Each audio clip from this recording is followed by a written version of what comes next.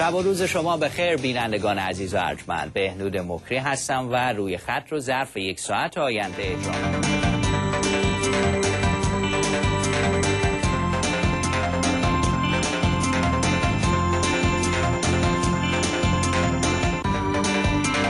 در برنامه امشب به سینمای انیمیشن میپردازیم و یکی از موفق‌ترین مجموعه‌های تلویزیونی در آمریکای شمالی رو به شما معرفی می‌کنیم. میکس ناتس کارتونی است جذاب و دیدنی که داستان‌های 5 کودک بازیگوش و کنجکاو رو حکایت می‌کنه. شبنم رضایی نویسنده، کارگردان و یکی از تهیه کنندگان میکس ناتس. او بنیانگذار و سرپرست استودیوهای انیمیشن بیگ بد. خانم رضایی امشب میهمان ما در شهر واشنگتن هستند. شبنم عزیز بهت سلام میکنم، خیلی خوشحالم که با ما هستی. خوش آمدی به روی خط. سلام بهنود جان، خیلی ممنون که منو دوباره به برنامه دعوت کردی. سلام به دوستان عزیز و بینندگان ارجمند. شما با دست پرم در برنامه اومدید، چون میخوایم امشب یه قسمت کامل از مجموعه‌ای که شما درست کردین در برنامه پخش بکنیم که به دوستان عزیز وعده میدم با ما تا آخر برنامه همراه باشن.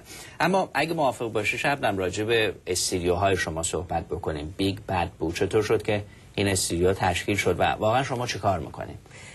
بله بهنود جان، من استودیو بیگ بد رو چند سال پیش بنیاد کردیم با شوهرم علی جتا که همکار من هستش و این استودیو قصد اینو داره که محصولات مختلف رو برای بچه‌ها درست بکنه که اینها فرهنگی و آموزشی باشه. نخستین کار جدی شما بود به این صورت به عنوان یک مجموعه انیمیشن منتشر شد، درسته؟ بله، این اولین کارمون بود. به فرم DVD درستش کردیم و به 2 زبان درستش کردیم، به انگلیسی و به فارسی.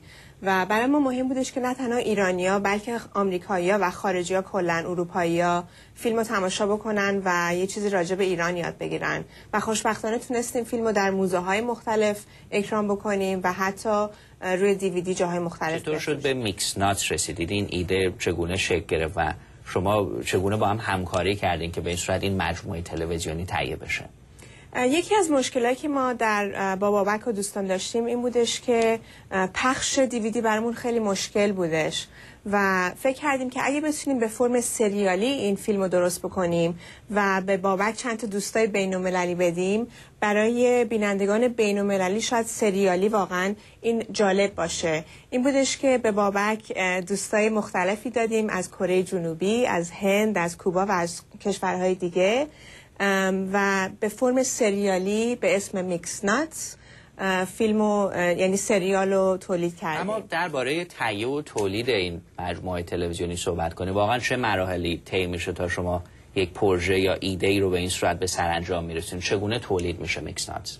بهنود جان، انیمیشن کلا یک کار خیلی مشکلیه و برای مثلا میکس ناتس ما حدود 120 نفر به کار بردیم برای هر قسمتی که شما میبینین در تلویزیون. از نویسنده ها گرفته ما حدود 12 تا نویسنده داریم برای این سریال، از هنرمندا که طرح شخصیت ها رو میدن یا خود انیمیشن رو انجام میدن.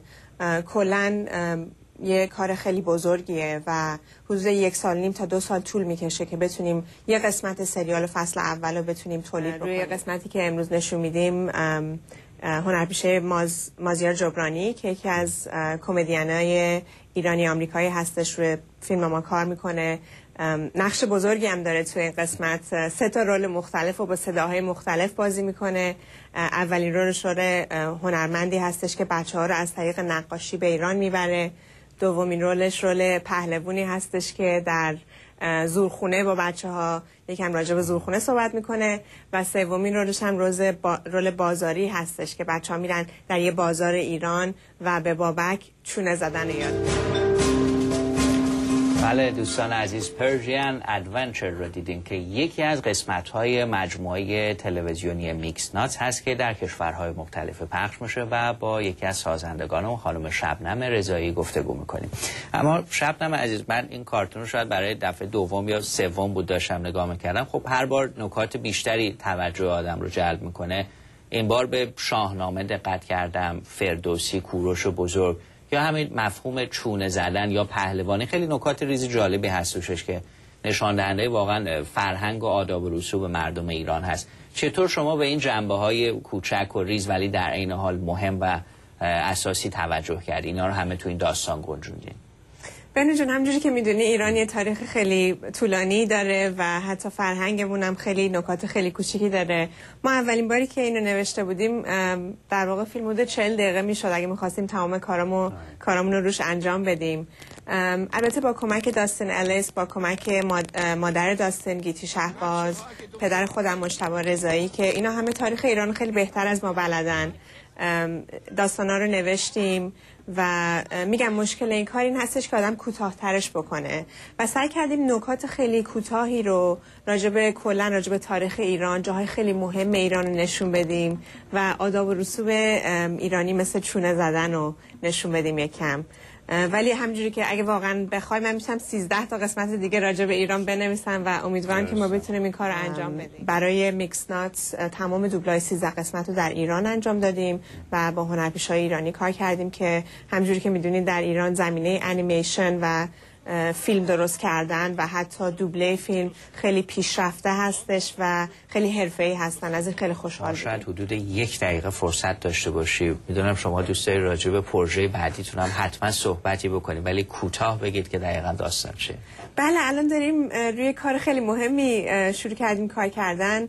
کتابای 1001 شبو که آثار خیلی مهم ایرانی هستش و برای اولین بار می‌خوایم به فرم کارتون تولید بکنیم. داستان شهرزاد که در هر قسمتی یه داستان جالبی برای ما میگه.